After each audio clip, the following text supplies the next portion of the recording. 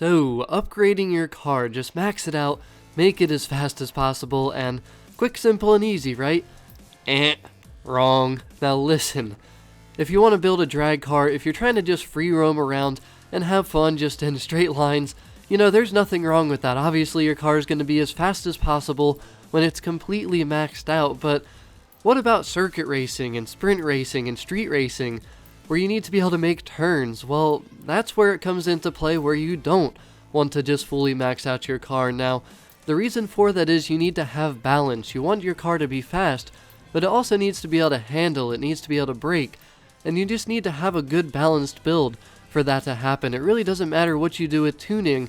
If your car's not built correctly, it's just never going to get to where you want it to be. So the first thing I think that's most important is just knowing that you don't always just have to max your car out in a class either. For example, this build that I'm sharing with you today, this tune that I'm sharing with you today is for the VIP Aventador, which I'm sure some of you are just going to hate me because not everyone has VIP and therefore this Aventador, but I really wanted to make a tune for this thing for a long time. It's been a while since I've made a tune for a car in Forza Horizon 3, so I decided to use this car, and it ended up being a perfect example for this video because you can see this thing is only at 977 in the S2 class, but I'm about to do a race on unbeatable difficulty, and you should see the leaderboard position I get, which I do share at the end of this video. So if you do want to download my tune and give it a try, if you have the VIP Aventador, you can see it right here. You can go ahead and download that. Just search for creator Stevio2175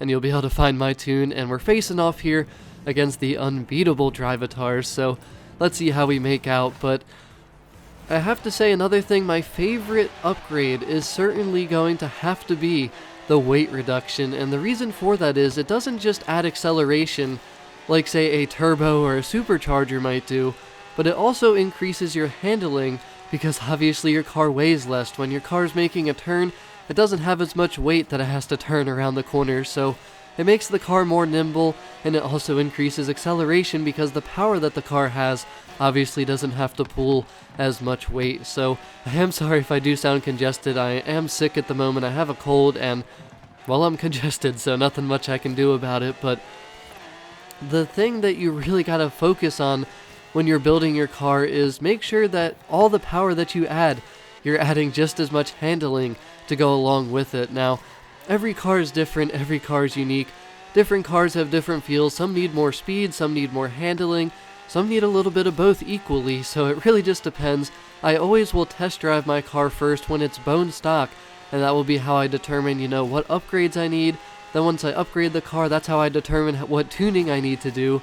And like I said though, the tuning, it's just not even gonna work out the way you want it to unless you start with a proper build though. You need the acceleration, you need the top speed, and you also need the handling though, because if your car can't turn, it really doesn't matter how fast it is. Now yes, some of the mechanics in this game are forgiving, but believe me, the good drivers in this game, you're not gonna beat them by sideswiping walls and sliding around the walls and doing different things like that. And also when you miss checkpoints, I'm sure everyone knows just as well as I do how painful it is to miss checkpoints in this game. So always make sure that when you're building your car, you properly build it. You probably noticed when you were looking at the upgrades for this Aventador that yes, I put a turbo on it, but I didn't fully upgrade the turbo. And yes, I could have got this car very close to the top of the S2 class, but I kept it at 977 because I realized that's where the perfect balance was. This thing is fast, even against unbeatable Drivatars, and it still handles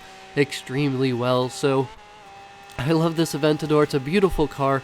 I could have removed the spoiler, it would have reduced a little bit more weight, but I love the spoiler on this Aventador, and that's pretty much all I gotta say. You know, just really focus on your builds, make them what they should be and not what you just kind of want them to be. But I really hope that everyone found this video to be helpful or useful. Thanks for watching. Peace.